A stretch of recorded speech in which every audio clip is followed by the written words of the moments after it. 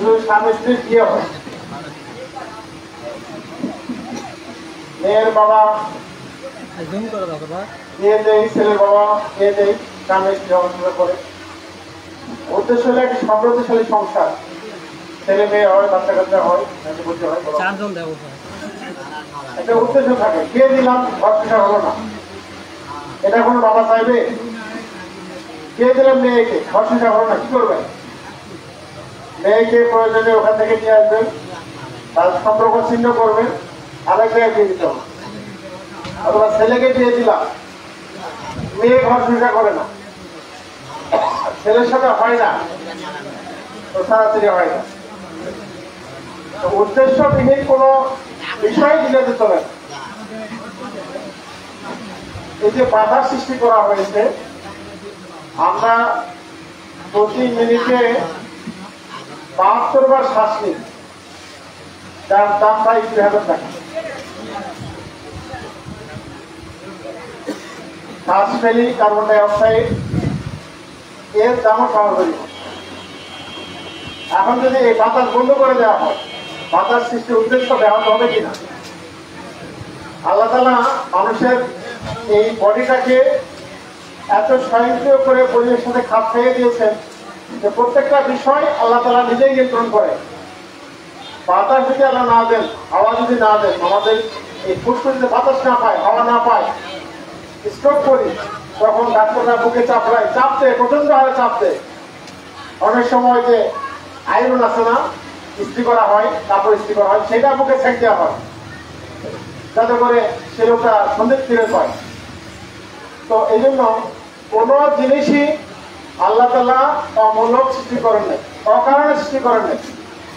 জমিনকে বিছানা করে দেওয়া হয়েছে, এই যে পাহাড়গুলো দেওয়া হয়েছে, আমরা যারা পাহাড়ে গিয়েছেন, এই পাশে হিমালয় রয়েছে, যারা হিমালয় দেখেছেন, যারা গিয়েছেন, যারা ওই চট্টগ্রামে গিয়েছেন, বান্দরবন, কক্সবাজার পাহাড় রয়েছে, এই পাহাড়গুলিকে গেড়ে দেওয়া হয়েছে জমিনটাকে ব্যালেন্স করার জন্য।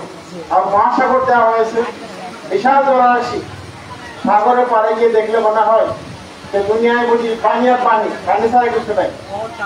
বিশাল সাগর, এই সাগরের উপরে ভাসমান রয়েছে। আবার আগ্নেয়গিরি দেওয়া হয়েছে, কত জায়গায় সেখান থেকে অগ্নুৎপাত হয়।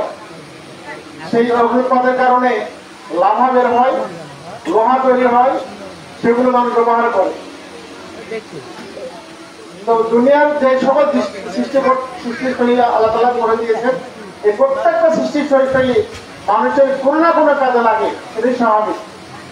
এই জন্য আমাদের আল্লাহ তাআলার শুকরিয়া আদায় করা, আলহামদুলিল্লাহ, প্রতিনিয়ত শুকরিয়া আদায় করা, আর প্রতিনিয়ত তওবা ইস্তেগফার করা। আমরা সবাই মাঝে মধ্যে ভুল করে থাকি, অপরাধ করে ফেলি, জেনে বুঝে না জেনে। এই জন্য আল্লাহ তাআলার কাছেই আমাদেরকে ফিরে দিতে হবে। আমাদের সবাইকে আল্লাহ তাআলার কাছেই ফিরে যেতে হবে। আমরা সবাই দেখতে পারবো তওবা করে নামাবো, তওবা নামার সময় আমরা সবাই বলবো বিসমিল্লাহি ওয়া আলা মিল্লাতি রাসূলুল্লাহ। আজ থেকে তোমাকে তওবা নামালাম, রাসূলের তলে উঠাই দিলাম। কিন্তু এই বিষয়টা যদি আমরা আগে থেকে উঠে যাই রাসূলের তলে, আল্লাহর তলে, ইকামতের দিনের তলে, দাওয়াত ও তাবলীগের তলে, সিরাতুল মুস্তাকিমের তলে, তো সেটাই আমার জন্য কল্যাণকর বেশি। আজকে যারা আমরা এখানে যেটা আছি, এটাই বড় আশ্চর্যের বিষয়। আমার শ্বাস প্রশ্বাস চলছে, চোখে দেখছি, পায়ে হাঁটছি, হাতে নাড়াচাড়া করছি, এটি আল্লাহ তাআলার একটা বিশেষ রহমত যে আমরা বেঁচে আছি, কথা বলতে পারছি, দুনিয়াতে চলাফেরা করতে পারছি। আমাদের মতো অসংখ্য লোক হাসপাতালে থেকে কাজ করছে। আমাদের পিতা মাতা ভাই অনেকে চলে গিয়েছে দুনিয়ার মুখ থেকে। আমরাও কবরে চলে যাব, আমার শ্বাস প্রশ্বাস বন্ধ হয়ে যাবে, হৃৎপিণ্ড কাজ করবে না, চোখ কাজ করবে না, আর দেখতে পাবো না, আমার এই দেহটা নিথর হয়ে পড়ে যাবে, আমার এই সমস্ত পোশাক তুলে নেওয়া হবে, আমাকে কফিন করানো হবে, কবরে সাহিত্য করা হবে।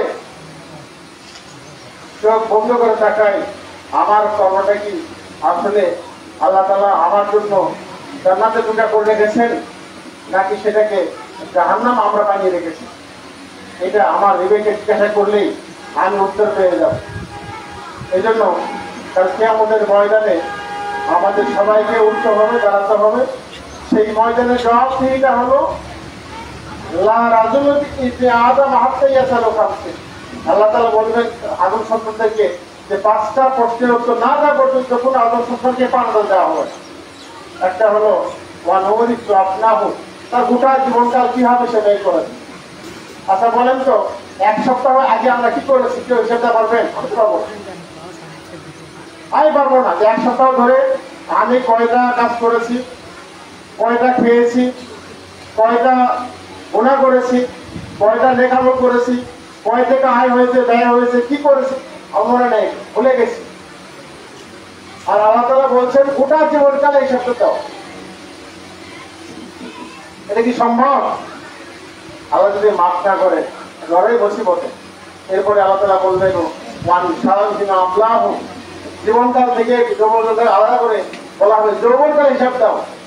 এই যৌবনকালে তোমরা ক্ষমতা দেখাতে, পাওয়ার দেখাতে, সৌর্য বীর্য দেখাতে, মানুষকে দাপট দেখাতে, ওই সময়টা হিসাব দাও। এরপরে এলে মনে হয় যে আমল হয়েছে কিনা, আমরা যা জানি সে অনুযায়ী আমল হয়েছে কিনা এই জিজ্ঞাসা করা হবে। সম্পদ কিভাবে আয় করা হচ্ছে, কিভাবে ব্যয় করা হচ্ছে এই হিসাব করে দেওয়া হবে। তার আগে যে হিসাবটা নেওয়া হবে সেটা হলো নামাজের হিসাব। বলা হবে নামাজ পড়া হয়েছে কিনা। যদি বান্দারা বলে হ্যাঁ পড়েছি, সঙ্গে সঙ্গে আল্লাহ বলবে চিন্তা করো, যারা দুনিয়াতে নামাজ পড়ে নিয়মিত মসজিদে যায়, 5 ওয়াক্ত সালাত আদায় করে, তারা অটোমেটিক সিজদায় চলে যাবে। আর বাকি লোকেরা সদান হয়ে দাঁড়িয়ে থাকবে, হাত পা বাঁকা হবে না, কোমর বাঁকা হবে না, হাঁটু বাঁকা হবে না। নামাজ না পড়ার কারণে বিনা হিসাবে এই বেনামাজি গুলোকে সবার আগে ঝাঁপিয়ে জাহান্নামে নিক্ষেপ করা বলেন না। যারা নামাজ পড়ে না তাদের বিষয়ে সবার আগে হিসাব, কোন হিসাব নাই, হিসাব ছাড়া আগে জাহান্নামে যাবে। জান্নাত জাহান্নাম আলাদা, মানুষ পড়ে যাবে সেটা হিসাব যখন পড়ে। সবশেষে জান্নাতীরা দূর থেকে লক্ষ্য করে দেখবে যে একজন লোক আমার ভাই, আমার প্রতিবেশী, আমার মুখ, আমার মুখ, এদের মধ্যে চিন্তা। ওরা জাহান্নামে কেন জিজ্ঞেস করবে, মা সালাত হোক সাকার, তোমরা ওই সাকার নামক সেখানে জানাজারে থাকবে, তোমরা ওখানে দুজনে কেন? ওখান থেকে ওরা উত্তর দিবে আমরা মানুষকে খাওয়াতাম না আর নামাজ ছিলাম, এটা হলো আমার অপরাধ। মানুষকে খাওয়ানো আর নামাজ পড়ার গুরুত্ব এখানে আল্লাহ তাআলা বলছেন যে মানুষকে আল্লাহ বলছেন মানুষকে খাওয়াও, সালাম দাও, আর তোমরা জান্নাতে যাও। তোমরা বলুন না, মানুষকে খাওয়াও, সালাম দাও, আর জান্নাতে যাও। আমরা মানুষ খাওয়াতে পছন্দ করি না, আমরা সালাম দিতে পছন্দ করি না, সালাম দিতে পছন্দ করি। এটা আমরা উল্টাবো ইনশাআল্লাহ। সম্মানিত উপস্থিতি, আমরা যারা এখানে সমবেত হয়েছি, নিঃসন্দেহে আমরা জানি এই ময়দানটা কি শহীদ ময়দান। এখানে 2013 সালের 12-13 তারিখে 15-13 তারিখে এক লোমহর্ষক ঘটনায় 5 জন শাহাদাত বরণ করে। তাদের কামনা বাসনা যেটা ছিল সেটা হলো যে আল্লাহর এই জমিনে দিন কায়েমের সারিতে আব্দুল কাদের মোল্লা ভাইকে ফাঁসি দেওয়া হয়েছে, মিছিল করতে দেওয়া হয়েছিল, সেই মিছিলে ধাওয়া করে গাড়ি ঢোকাই দিয়েছে। অপরাধ হলো আমাদের একটাই, সেটা হলো যে আমরা প্রতিবাদ করেছিলাম। আমাদের প্রতিবাদের ভাঙ ছিল মিছিল, আন্দোলন, সংগ্রাম। আমরা কেন করেছি? এ কারণেই পুলিশ ধরে ধ্বংস করে দেওয়া হয়েছে, আহত হয়েছে এখানকার অসংখ্য ভাই। এই শহীদ ময়দানে যদি কেউ বলে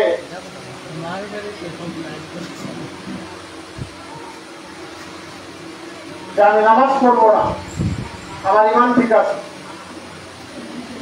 আমি রোজা করবো না, আমার ইমান ঠিক আছে,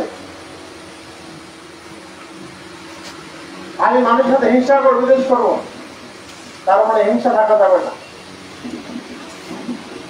এই শহীদরা কোন হিংসায় প্রশমিত হয়ে সেখানে গুলির সামনে পাওয়া যায় নাই, বুক পেতে দেয় নাই, তাদের মনে করে হিংসা ছিল না, তাদের কামনা বাসনা ছিল কাদের মোল্লা ভাইকে ফাঁসি দেওয়া হয়েছে, আমাদের জীবনটা তুচ্ছ সামান্য ন্যূনতম কি এসে যায়। গত 5ই আগস্টের আগ পর্যন্ত এই সরকার সরকার মনে করেছিল যে আমরা আজীবন ক্ষমতা থাকবো, 41 সাল পর্যন্ত ক্ষমতা থাকবো, কিন্তু তারা কি বেড়েছে? ফেরাউন বলেছিল আনা রব্বুকুমুল আ'লা, আমি হলাম বড় খোদা, আমি চিরজীবন ক্ষমতা থাকবো। কিন্তু সে জানতো না যে মুসা আলাইহিস সালাম যে পথ দিয়ে নীল নদী পার হয়ে গিয়েছে ওই পথটা তার না, ওইটা ছিল মুসা আলাইহিস সালামের জন্য পারাপারের পথ। সেই ভুল পথে সে নেমে গিয়েছিল, আল্লাহ সুবহানাহু ওয়া তাআলা সেখানে তাকে ডুবাই মেরেছেন। এভাবে যুগে যুগে আমরা দেখেছি যে ইসলাম এবং ইসলামী আন্দোলনের করে তাদের কামনা বাসনাই ছিল আল্লাহর সন্তুষ্টি এবং নিজেকে আল্লাহর সন্তুষ্টি কাতায় নিয়ে যাওয়া। আমি অনুরোধ করব সবাইকে যে আজকের এই অনুষ্ঠানে আমরা যে কাজটি করবো, প্রথম কাজটি হলো যে নিজে নামাজ পড়বো, অন্যকে নামাজে দাওয়াত দেবো। রাজি আছেন সবাই? কে কে রাজি নাই? আমরা সবাই রাজি আছি? আচ্ছা বলো, আমরা সবাই রাজি আছি ইনশাআল্লাহ। নিজে নামাজ পড়বো, আমাদের ভাইদেরকে, বোনদেরকে, মাদেরকে নামাজ পড়ার দিকে আহ্বান জানাবো, সাথে করে মসজিদে যাবো ইনশাআল্লাহ। আমার দ্বিতীয় কথা হলো আল্লাহ রাসূল সাহাবা আজমাইনরা যে কাজ করেছিলেন সেটি হলো দাওয়াতি কাজ। সমস্ত আম্বিয়া কিরামের কাজ ছিল দাওয়াতি কাজ। আনিবুল্লাহ ওয়াস্তানিবুত তাগুত, দাওয়াতি কাজ করে নিজের জীবনকে শানিত করা। দাওয়াত এবং তাবলীগের কাজ ছাড়া কোনো ব্যক্তি মুসলমান করতে পারে না। আমি যদি বলি দাওয়াতি কাজ করবো না, আমি মুসলমান নেই। আমি যত বড়ই দায়িত্বশীল হই না কেন, যত বড়ই সমাজভাবশীল হই না কেন, আমি যদি দাওয়াতি কাজ না করি আমার মুসলমান থাকবে না। কে বলছে? আল্লাহ সুবহানাহু ওয়া তাআলা বলছেন ওয়া আহসানু ক্বাওলাম মিম্মান দাআ ইলাল্লাহ ওয়া আমিলা সালিহান ওয়া ক্বালা ইন্না মিনাল মুসলিমিন। আল্লাহ তাআলা বলছেন ওই ব্যক্তির কথার চাইতে আর কার কথা উত্তম যে আল্লাহর দিকে মানুষকে ডাকে, যে আল্লাহর দিকে মানুষকে ডাকে। কার দিকে? আল্লাহর দিকে মানুষকে ডাকে। নিজে নেক আমল করে নিজেকে আবার নেক আমল করতে হবে এবং বলতে হবে, বলে ইন্নানি মিনাল মুসলিমিন, হে আমি একজন মুসলমান। সবার আগে দাওয়াতি কাজ, তারপরে নেক আমল, ফরজ সুন্নাত ওয়াজিব নফল থেকে শুরু করে যত নেক আমল সবগুলো দিয়ে নিজের জীবনকে ভরপুর করা। তারপরে একজন ব্যক্তি বলতে পারে যে হ্যাঁ আমি একজন মুসলমান। আমরা দাওয়াতি কাজ করবো ইনশাআল্লাহ। এই দাওয়াতি কাজ আল্লাহ রাসূল শুরু করেছিলেন সবার আগে তার বাড়ি থেকে। মা খাদিজাতুল কুবরার কাছে গিয়েছিলেন, দাওয়াত দিয়েছিলেন, সঙ্গে সঙ্গে দাওয়াত করেছেন। আমরা বাড়িতে গিয়ে নিজেদের স্ত্রীকে সালাম দিতে পারি না, লজ্জা লাগে, শরম লাগে, সমস্যা কোথায়? আপন স্ত্রীকে সালাম দেব, আপনি আসসালামু আলাইকুম রাহমাতুল্লাহ, আল্লাহ আপনার উপরে শান্তি বর্ষিত করুন, এটা উত্তম দোয়া, আল্লাহ শিখাইয়েছেন। রবের পক্ষ থেকে সালাম পেশ করবেন। এই দাওয়াতি কাজ আমরা করবো ইনশাআল্লাহ। দ্বিতীয় কথা হলো যে আমরা যারা সমাজে বসবাস করি তারা কখনো উদ্ধত আচরণ করব না, অহংকার করব না, বিনম্র হয়ে চলাফেরা করব, হিংসা করব না। কোন হিংসাকারী, কোন বিদেশ শোষণকারী, কোন গর্ব অহংকারকারী জান্নাতে যাবে না। জান্নাত দরজার জন্য বন্ধ করে দেওয়া। তাহলে কি আপনারা হিংসা করবেন নাকি জান্নাতে যাবে? কোনটা? আমার কথা বুঝতে পারেন নাই? আমরা হিংসা করবো নাকি জান্নাতে যাবো? জান্নাতে যাব। আল্লাহ তাআলা তার নিজের চাচা, আপন চাচা মেরে দিয়েছে, দাওয়াত দিয়েছিলেন। আপন চাচা আবু লাহাব দাওয়াত দিয়েছে, পেশ করেছেন। যে চাচা মোহাম্মদ সাল্লাল্লাহু আলাইহি ওয়াসাল্লাম জন্মগ্রহণের সময়ে তার দাসীকে আদর করে দিয়েছিল যে মোহাম্মদ জন্মগ্রহণ করেছে, আমার বাড়ির এক দাসীকে আমি মুক্ত করে দিলাম, খুশি হয়ে গিয়েছিল। সেই চাচা যখন দাওয়াত পেলেন, এই দাওয়াত গ্রহণ না করে বরং পাথর করে আল্লাহ রাসূলকে মেরে দিলেন, রক্তাক্ত করে দিলেন। আল্লাহ রাসূল তাকেও ক্ষমা করেছেন। তায়েফে গেলেন আল্লাহ রাসূল দাওয়াতি কাজ নিয়ে। তায়েফের লোকেরা দাওয়াত গ্রহণ না করে আল্লাহ রাসূলকে সন্ত্রাসীরা পাথর দিয়ে রক্তাক্ত করে অজ্ঞান করে ফেলে দিলেন। আল্লাহ রাসূল যখন জ্ঞান ফিরে আসলো আল্লাহ রাসূলের, তখন আল্লাহ রাসূল বললেন, হে আল্লাহ, আপনি কি আমার উপর থেকে মুখ ফেরাই নিয়েছেন, নারাজ হয়ে গিয়েছেন? আমার কি অপরাধ, সমস্যা কি? আমাকে নির্মমভাবে আহত করবো, রক্তাক্ত করবো? সঙ্গে সঙ্গে ফেরেশতা জিবরীল এসে বললেন, যে আল্লাহ রাসূল, আপনার কি হয়েছে? আল্লাহ তো সন্তুষ্ট আছেন আপনার উপরে। আপনি যদি চান এই পায়ের পাশে গিয়ে 2 পাহাড় চাপা দিয়ে মেরে দেওয়া হবে, আমার সঙ্গে পাহাড় পরিচালকের ফেরেশতা রয়েছে, তবে তাই হবে, আপনি যদি হুকুম করেন। আল্লাহ বললেন, আমি ওদেরকে মাফ করে দিলাম। ওমা আরসালনাকা ইল্লা রাহমাতাল লিল আলামিন। আমি হলাম দুনিয়ার বুকে রহমত স্বরূপ, বিশ্ববাসীর জন্য রহমত স্বরূপ। আল্লাহ সুবহানাহু ওয়া তাআলা রাসূল মাফ করে দিয়েছে। আমরা মাফ করতে পারি না। কেউ একটা চর মারলে 2টা চর মারি, কেউ একটা খুশি মারলে 2টা, কেউ একটা কথা বললে লাঠি বার করি। এই সাহায্য আমাদের দুনিয়া থেকে, আমাদের জীবন থেকে, আমাদের অন্তর থেকে তৈরি করতে হবে। কি হবে জীবনে? এই শ্বাস বন্ধ হয়ে যাবে, আমি লাশ হয়ে যাবো, আমাকে কবরে নামানো হবে, আমার অহংকার থেমে যাবে। এই জন্য আমরা যে ভাতৃত্ব, যে উখওয়াতের উপরে আসি, টিকে আছে, এটা বড়ই নিয়ামত আল্লাহ তাআলা। আমরা পরস্পরের ভাই হয়ে থাকবো, আমরা পরস্পরের কল্যাণকারী হব, আমরা পরস্পরকে নামাজের দিকে নিয়ে যাব, আমরা পরস্পরকে জান্নাতের দিকে নিয়ে যাব। এটাই ইসলামের নির্দেশন, এটাই ইসলামের নির্দেশনা, এটাই ইসলামের বাহন, এটাই ইসলামের হুকুম, এটাই ইসলামের আদর্শ, এটাই রাসূলের আদর্শ। সাহাবা আসবেন যখন একে অপরের সাথে দেখা হতো, তখন বলতো, ভাই আমি আপনাকে একটা সূরা শিখাই দিই, শোনাই দিই। বলতো যে ওয়ালাস, সময়ের কসম, ইন্নাল ইনসানা লাফি খুসর, নিশ্চয়ই মানুষ ক্ষতির মধ্যে রয়েছে। সাহাবীরা তো বেহেশতে সুসংবাদ পেয়েছিল, অসংখ্য সাহাবী, শুধু 10 জন না, 8 জন বলছেন না। মা খাদিজাতুল কুবরা তিনি সরাসরি বেহেশতে গিয়েছেন। আল্লাহ রাসূল যখন মা খাদিজাতুল কুবরাকে কবরে নামান, তিনি বলেন যে সওয়াল জবাব দিতে পারবে কিনা জানি না, আমি সওয়াল জবাব শেষ না হওয়া পর্যন্ত আমি এখান থেকে যাবো না।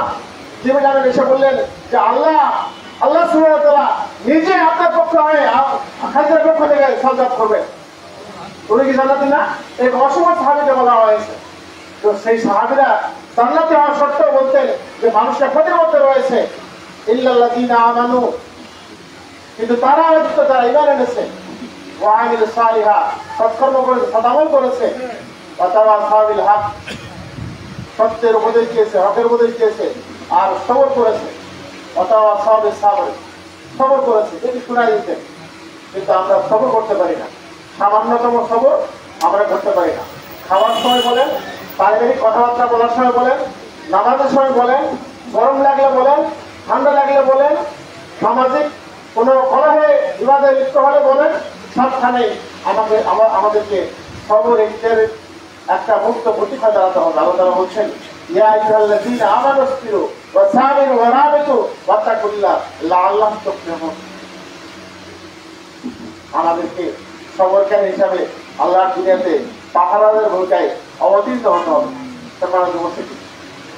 আমি সবশেষে যেটি বলবো সেটি হলো যে আমাদের এই হাতগুলিকে মজবুত করতে হবে আল্লাহর দিনের জন্য, আল্লাহর দিনের জন্য। পাশাপাশি আমাদের শ্রম দিয়ে, ঘাম দিয়ে আমাদের সমাজকে উর্বর করার জন্য কাজ করতে হবে। সবাই আমি অনুরোধ করবো সবাইকে, যে যার অবস্থানে থেকে নিজেকে সমৃদ্ধ করবেন, দুনিয়া এবং আখিরাতকে ব্যালেন্স করার মতো একটি জীবন করবেন, তাহলে নিজের জীবনটাও সমৃদ্ধ হবে, আমার আখিরাতও সমৃদ্ধ হবে। যেন কাল কিয়ামতের ময়দানে আমাকে জিজ্ঞাসা করা হবে যে প্রশ্নগুলো আগেই বলে দেওয়া হয়েছে, কোরআন হাদিসে এগুলো আগেই বলে দেওয়া হয়েছে। এই প্রশ্নগুলো কাল কিয়ামতের ময়দানে আমাদের জিজ্ঞাসা করা হবে। সেদিন আমরা আমাদের অস্বীকার করা হয়ে যাবো। আমরা সেদিন বলবো যেগুলো আমার না, এত গুণা আমি করি না, এত ভাব করি নাই। আমার নাকসিমাল আফওয়াহিহিম ওয়া তুকাল্লিমুনা আইদিহিম ওয়া তাশহাদু আরজুলুহুম বিমা কানু ইয়াকসিবুন। সেদিন আমার জবান বন্ধ করে দেওয়া হবে, আমার হাত কথা বলবে, আমার বিরুদ্ধে সাক্ষ্য দেবে। শুধু কথা বলবে না, আমার হাত আমার বিরুদ্ধে সাক্ষ্য দেবে, আমার পা আমার বিরুদ্ধে সাক্ষ্য দেবে, আমার গায়ের চামড়াগুলো আমার বিরুদ্ধে সাক্ষ্য দেবে। কাল কিয়ামতের ময়দানে সেই কুসুমের সময়ে আল্লাহর আরশের ছায়া ছাড়া আর কোনো ছায়া থাকবে না। সেদিন আমরা সবাই যদি আল্লাহর দিনের কাতারে থাকি, নিঃসন্দেহে সেদিন আল্লাহ তাআলা ছায়া দান করবেন। এখন কিয়ামতের ময়দানে সেই অনুমতি নিয়ে আমরা আমাদের কাজ করবো। আল্লাহ সুবহানাহু ওয়া তাআলা সবাইকে কবুল করুন। ওয়া তাআলা সুবহানাল্লাহু ওয়া বিহামদিহি আশহাদু আল্লা ইলাহা ইল্লা আনতা আস্তাগফিরুকা ওয়া আতুবু ইলাইক। আলহামদুলিল্লাহ, আমাদের ধন্যবাদ।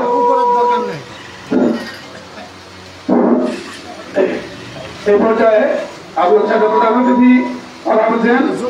বাংলাদেশ জামায়াত ইসলামী কেন্দ্রীয় মন্ত্রিসভার অন্যতম সদস্য, আগামী জাতীয় সংসদ নির্বাচনে জামাত মনোনীত আমির প্রার্থী জয়পুরহাট জেলা আমির ডাক্তার ফজলুল মশাই স্যারকে কথা বলার জন্য বিশেষ অনুরোধ করছি। আলহামদুলিল্লাহ, আলহামদুলিল্লাহ রাব্বিল আলামিন, আসসালাতু ওয়াসসালামু আলা সাইয়্যিদিল মুরসালিন ওয়া আলা আলিহি ওয়া সাহবিহি আজমাইন। বাংলাদেশ জামাত ইসলামী পুরাপাড়া ইউনিয়নের 5 নম্বর ওয়ার্ড কর্তৃক আয়োজিত আজকের এই পুনর্মিলনী অনুষ্ঠানের সভাপতি উপস্থিত বাংলাদেশ জামাত ইসলামী যশোর জেলা state secretary advocate Mamunur Rashid সহ নেতৃবৃন্দ এবং এলাকাবাসী, আসসালামু আলাইকুম ওয়া রাহমাতুল্লাহ। শুকরিয়া আদায় করছি আল্লাহ রাব্বুল আলামিনের দরবারে, যিনি আমাদেরকে আজকে এই প্রোগ্রামে পোশাক তৌফিক দান করেছেন। আলহামদুলিল্লাহ, দরুদ এবং সালাম পেশ করছি বিশ্বনবী মুহাম্মদ রাসূলুল্লাহ সাল্লাল্লাহু আলাইহি ওয়াসাল্লামের প্রতি। মাগরিবের সময় কাছাকাছি, আমি আসলে এই দৌড়াচ্ছি, খালি কোথাও বসার সুযোগ এখনো হয়নি, ভোর 5টা থেকে, এই জন্য আসলে দেরি হয়েছে, দুঃখিত। প্রিয় ভাইরা, মৌলিক দুটা কথা বলবো। প্রথম কথা হলো, আমরা আল্লাহর গোলাম, ঠিক না? আল্লাহ রাব্বুল আলামিনের গোলামি করাই আমাদের কাজ। মানে কি? আল্লাহর হুকুম মানাই আমার কাজ। আল্লাহর কি সকল হুকুম মানবো না কোনটা মানবো? সকল হুকুম মানতে হবে, ঠিক না? আল্লাহর এই হুকুম, সকল হুকুম মানবো কি পদ্ধতিতে? রাসূল যেই পদ্ধতিতে আল্লাহর হুকুমকে পৃথিবীতে মেনেছেন, যেভাবে বাস্তবায়ন করেছেন, সেভাবেই হুকুম মানতে হবে। আল্লাহ রাব্বুল আলামিন তার রাসূলকে বলছেন, কুল ইন কুনতুম তুহিব্বুনাল্লাহ ফাত্তাবিউনি। হে রাসূল, তুমি এদেরকে বলো, যদি আমার ভালোবাসা পেতে চাই তাহলে জানো, মানে আল্লাহ ভালোবাসা পেতে চাই তাহলে যেন আমাকে অনুসরণ করে, মানে রাসূলকে অনুসরণ করে।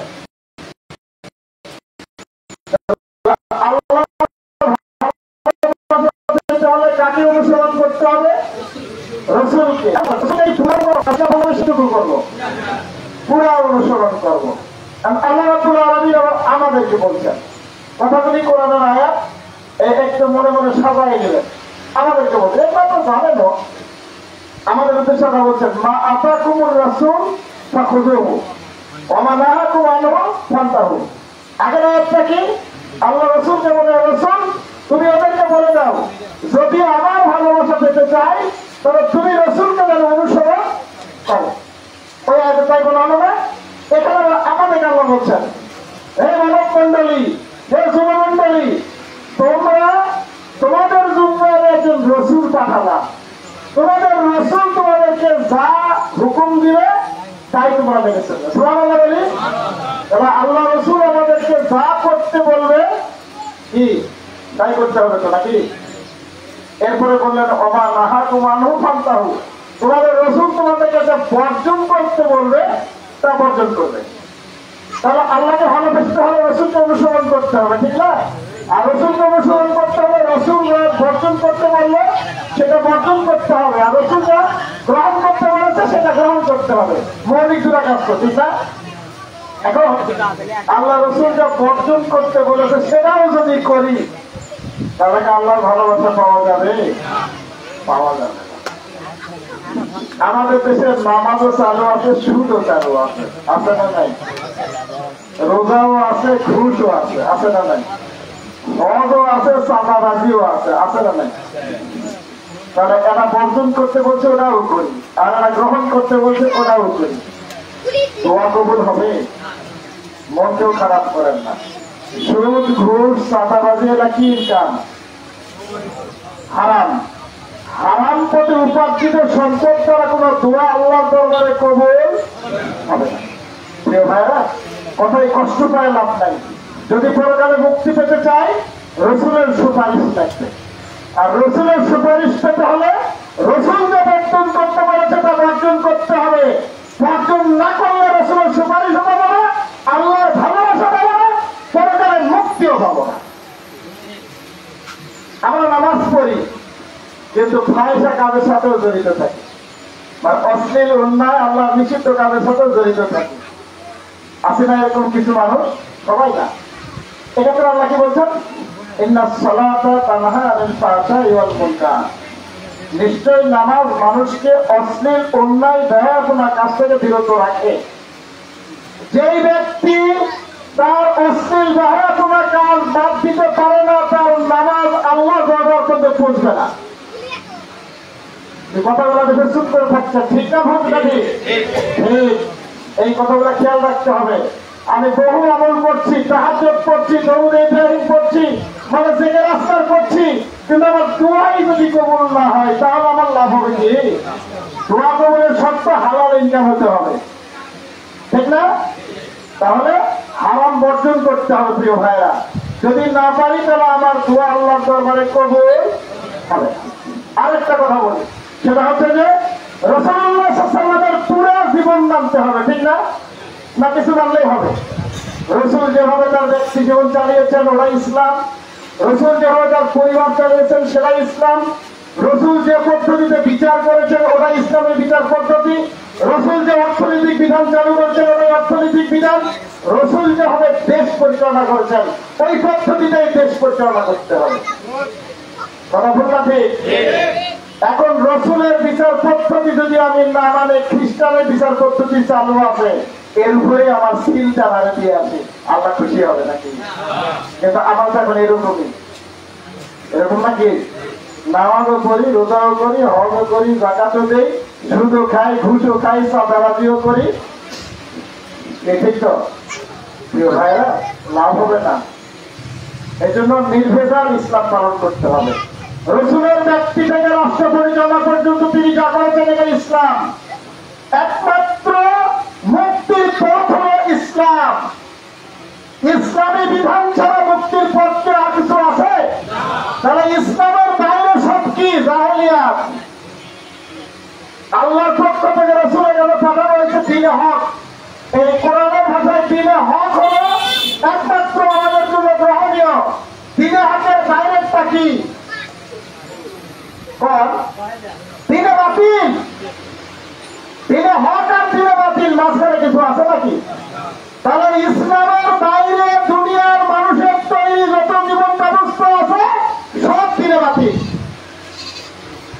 মনে কষ্ট পেলে কিছু করার নাই, পরকালে বাঁচতে হলে এর উপর ঈমান পাকাপোক্ত হতে হবে। আমার নামাজের সময় হচ্ছে, আমি শুধু এটুকু বলতে চাই, রসুল দুনিয়াতে এসছেন দুনিয়ার মানুষের তৈরি জীবন ব্যবস্থার উপরে আল্লাহ দেওয়া জীবন ব্যবস্থাকে বিজয়ী করার জন্য, ঠিক কিনা বলেন? এটা করে না, ঠিক তো বলতেই হবে। তাহলে আল্লাহ দেওয়া জীবন ব্যবস্থাকে তিনি বিজয়ী করেছেন দুনিয়ার সমস্ত জাহেলিয়াতের উপরে। আজকে আবার সেই জাহেলিয়াত জেগে বসেছে, বলেনি? রসুলের জামানো খুন, ধর্ষণ, লুটপাট চাঁদাবাজি ছিল, আজকের জামানো খুন, ধর্ষণ, লুটপাট চাঁদাবাজি আছে। এখন আপনি ভালো মানুষ, ব্যক্তিগত জীবনে এইগুলোর সাথে জড়িত হন না, হালাল খান, সৎ উপায়ে চলেন, আল্লাহ আল্লাহ করেন, জিকির আজকার করেন, কিন্তু আপনার নেতা নির্বাচন করতে যায় ওই খারাপ লোককে নেতা বানাবেন, ওর গুণ আপনার ঘরে পড়বে কিনা? এইভাবে ইসলামকে পুরা জানতে হবে, মানতে হবে, ইসলামের বিধান মেনে চলতে হবে। ইসলামের বিধান রসুল যেভাবে পৃথিবীতে চালু করেছিল সেইভাবে ইসলামের বিধানকে চালু করার জন্য চেষ্টা করতে হবে। যতদিন পর্যন্ত রসুলের চালু না হবে ততদিন পর্যন্ত রসুলের বিধানকে চালু করার জন্যই আমরা এই জমিনে চেষ্টা করছি। আমরা সবাই ঐক্যবদ্ধ হয়ে আল্লাহর এই জমিনে, আপনার এই পৃথিবীটা কার? আল্লাহর। আইন চলবে কার? কথাটা কার? আল্লাহর কথা। আল্লাহুল খালক ওয়াল আমর, মানে এই জমিন আল্লাহর, হুকুম চলবে আমার। কিন্তু এখন হুকুম চলে কার? আল্লাহর জমিনে শয়তানের হুকুম চলে। আর আমরা বসে বসে দেখি। আল্লাহ আমাদের মাফ করবেন। তাই আসুন, আল্লাহর এই জমিন, হুকুম আল্লাহর চলবে। যতদিন পর্যন্ত আল্লাহর হুকুম চালু না হবে ততদিন পর্যন্ত প্রত্যেক মুমিনের জন্য আল্লাহর হুকুম চালু করার জন্য চেষ্টা করা ফরজ। এইটা কোনো রাজনীতি না। তারা কেউ কথা কয় না। আল্লাহর জমিনে আল্লাহর হুকুম চালু করার চেষ্টা করবো, ইনশাআল্লাহ। আল্লাহ আমাদের তৌফিক দান করুন, আল্লাহ আমাদেরকে কবুল করে নিন। আল্লাহ রাব্বুল আলামিন আমার সবাই আল্লাহর এই বিধান মেনে চলে সবাই একসাথে জান্নাতে যেতে চাই, আল্লাহ তৌফিক দান করুন। এই আশাবাদ ব্যক্ত করে আপনাদের সংক্ষিপ্ত কথা শেষ করে আপনাদের মোবারকবাদ দিয়ে কথা শেষ করছি। সুবহানাকা আল্লাহুম্মা বিহামদিকা আশহাদু আল লা ইলাহা ইল্লা আনতা আস্তাগফিরুকা ওয়া আতুবু ইলাইক। আসসালামু আলাইকুম ওয়া রাহমাতুল্লাহ। সমাজের খাবারের ব্যবস্থা আছে, তাহলে